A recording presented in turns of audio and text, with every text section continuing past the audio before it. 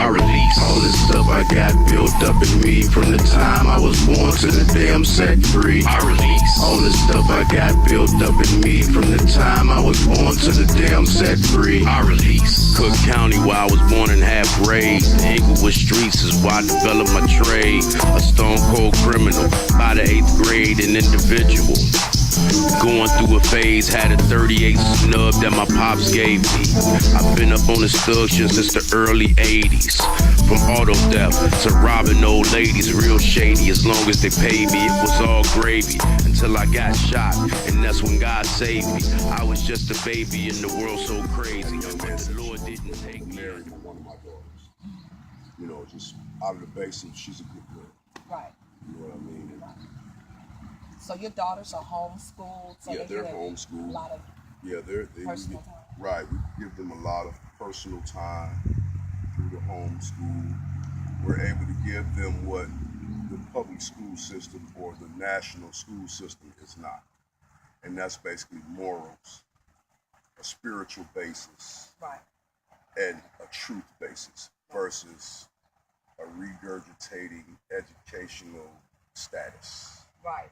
So your girls have the opportunity to have you engaged in their lives, which is some of the issues that we're having with young people today because of not having two household parents and not being able to give the time that they would want to spend in order. So you have to juggle between, do they eat and have their needs met, or do you put in place a system so that you can be there with them as well? Because it's more to being a parent than just providing for their financial and monetary. Most people, and that's where it gets lost, because most people are focused on their bills.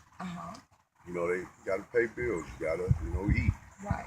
So, most families, even with two household families with both parents there, with both parents working, you can hardly spend any time with your children. And the system is raising them. And that's why we get the situation, and we hear it all the time, and we hear parents say, that ain't the child I raised. Right.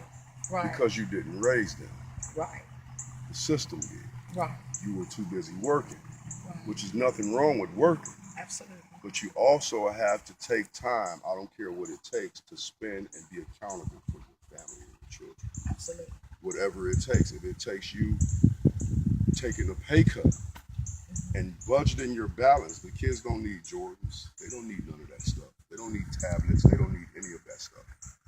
Break it down where you can make it where you can just feed your family and spend time with your family, and it not take away anything from what you're giving to your family. Because every time we send our kids out in the world to these people, they feed them this stuff. Right. And when they get back home, they don't hear nothing you say. Right. You have to, it takes a long time to get it out. Right. So it's probably more beneficial to kind of prevent it as opposed to having to clean it up afterwards. Try, because it's almost impossible. Right.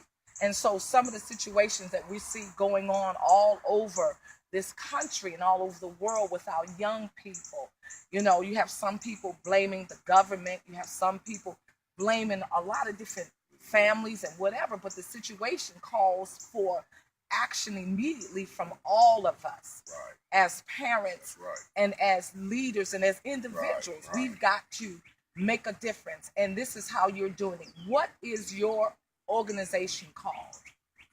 Edupoetic in the Brain. And like I explained before, it's educational poetic entertainment for the brain. And basically, it's just a learning. It's all about learning, teaching and learning, in the spirit. So in other words, you can educate and you can enlighten, and they can also get the groove.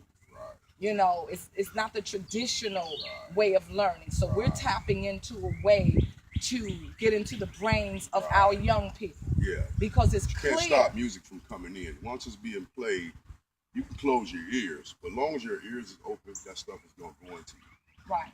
So as long as we can get it going. So we want to give an alternative. That's right. Alternative. Say it again. Give an alternative, an opposition, edupoetic in the brain. All the stuff I got built up in me from the time I was born to the day I'm set free. I release. Left Chi-Town to go to Minnesota, rode the Greyhound with a bag on my shoulder. When I touched down, it was a little cold in the land of 10,000 lakes. I got a little older, found out about the snakes and how the laws keep their quota. Make no mistake, if you break, they coming for you. But the dope game was great, so I tried to get over to the fiends and wish I could take back the drug to soldier. Please forgive me cause I wanna do right. I guess I seen the light, my inspiration to write. So I grabbed the mic and it wasn't nothing nice. Got my name Black Power from my friends and advice. St. Paul and Jazzville on Monday nights what we talked about our plight, the strife, and civil rights. A prophetic style of entertainment. So Frank Sinai came up with Edupoetic in the brain. I release all this stuff I got built up in me from the time I was born to the day I'm set free. I release all this stuff I got built up in me from the time I was born to the day I'm set free. I release. Left the Twin Cities and moved to Mississippi.